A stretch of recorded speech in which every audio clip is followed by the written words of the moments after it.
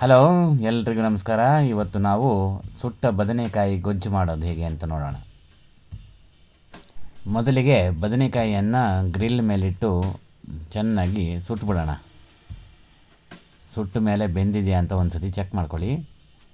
ನಂತರ ಅದರ ಸಿಪ್ಪೆಯನ್ನು ಸರಿಯಾಗಿ ತೆಗೆದುಬಿಡಿ. ಎಲ್ಲವನ್ನು ಯಾವುದು ಉಳಿಯದಂಗೆ ತೆಗೆದುಬಿಡೋಣ.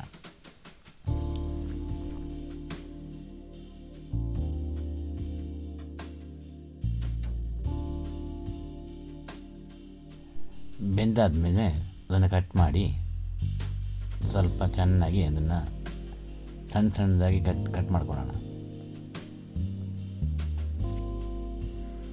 ಸಣ್ಣದಾಗಿ ಹೆಚ್ಕೊಂಡ್ಮೇಲೆ ಒಂದು ಲಟ್ಟಣಿಗೆ ತಗೊಂಡು ನುಣ್ಣಗೆ ಅದನ್ನು ಜಜ್ಕೊಳ್ಳಿ. ಸ್ವಲ್ಪ ಹುಣಸೆ ಹಣ್ಣನ್ನು ನೀರಲ್ಲಿ ಹಾಕಿ ನೆನೆಸಿ ಅದನ್ನು ಸ್ಕ್ವೀಸ್ ಮಾಡಿ ಹುಣಸೆ ರಸ ತಯಾರಿಸ್ಕೊಳ್ಳಿ.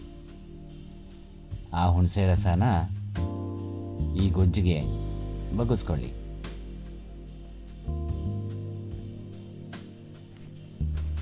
ಒಂದು ಅರ್ಧ ಈರುಳ್ಳಿ ತಗೊಂಡು ಸಿಪ್ಪೆ ಸುಲಿದಿರೋದು ಸಣ್ಣದಾಗಿ ಹೆಚ್ಕೊಳ್ಳಿ.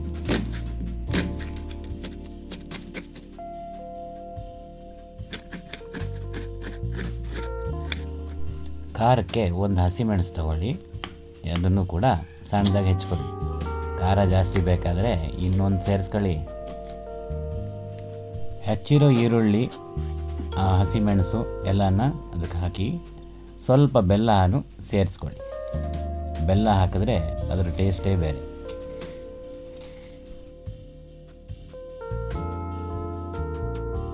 ರುಚಿಗೆ ತಕ್ಕಷ್ಟು ಉಪ್ಪು ಸೇರಿಸಿ ಎಲ್ಲನೂ ಚೆನ್ನಾಗಿ ಮಿಕ್ಸ್ ಮಾಡಿ ಇದನ್ನು ಕುದಿಸೋದೇನೂ ಇಲ್ಲ. ಆದರೆ ಇದಕ್ಕೊಂದು ಒಗ್ಗರಣೆ ಕೊಡಿ. ಸಾಸಿವೆ, ಕರಿಬೇವಿನ ಸೊಪ್ಪು ಹಾಕಿ ಒಂದು ಒಗ್ಗರಣೆ ಕೊಡಿ. ಅದನ್ನು ಇದಕ್ಕೆ ಸೇರಿಸಿ. ಇದು ಹಸಿ ಗೊಜ್ಜಿ. ಇದನ್ನು ತಿರ್ಗಾ ಒಲೆಯಲ್ಲಿಟ್ಟು ಬಿಸಿ ಮಾಡೋದೆಲ್ಲ ಏನೂ ಇಲ್ಲ. ಇಷ್ಟೇ ಇದು. ಆಯಿತಾ? ಮಾಡಿ ನೋಡಿ, ಹೇಗಿದೆ ತಿಳಿಸಿ.